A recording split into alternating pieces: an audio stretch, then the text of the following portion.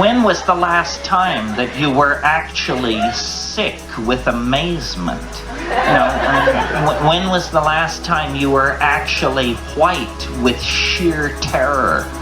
Probably, unless you've been caught in automobile accidents or landslides, it was a psychedelic experience. Because these things deliver authentic emotion, authentic data.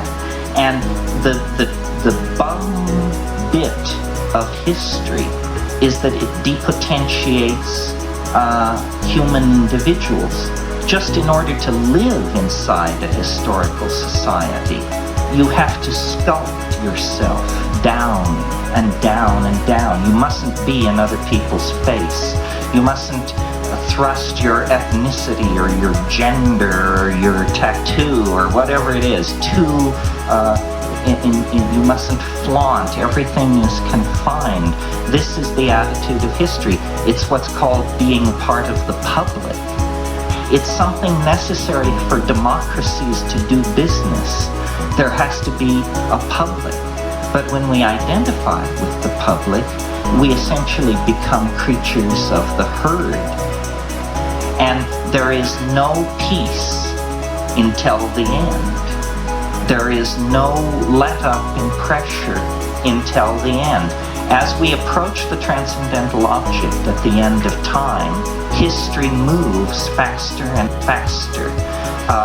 We have been approaching this transcendental object since before there was a we to speak of in human terms. In other words, this is the same attractor that pulled life out of the oceans, caused primates to stand on their hind legs, and so forth and so on. But obviously, pick a number, about 20,000 years ago, 10,000 years ago, the process quickened. We turned the corner. Everything began to move faster. And again, at the fall of Rome, faster, faster. And again, in the 20th century, faster, faster, faster. Well, nobody has drawn the obvious conclusion from this. If we're going faster and faster, faster and faster, then hell, we're going to get somewhere pretty soon. And that's where I think we are. We can hardly go any faster without the speed of our acceleration passing into the domains of humanly cognizable time. In other words, the reason things are getting weirder and weirder is because the space-time continuum itself is accelerating.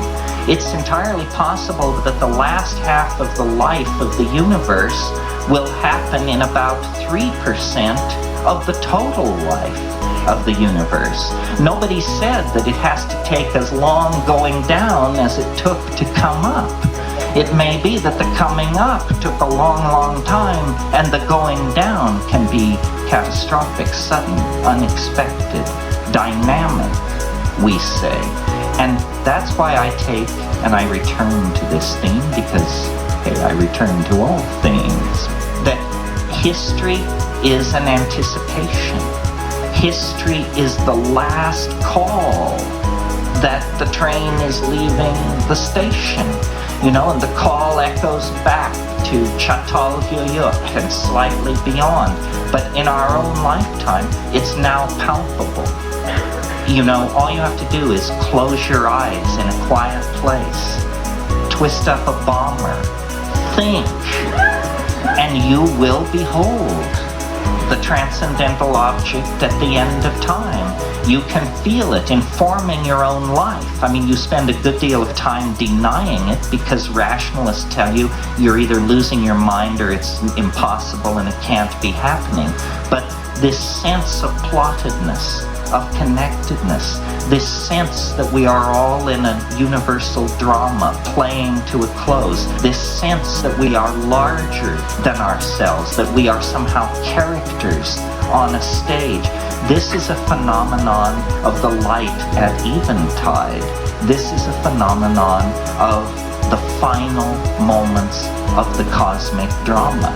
And I think it's tremendously exciting. I think this is what nature set about 700 million years ago on this planet.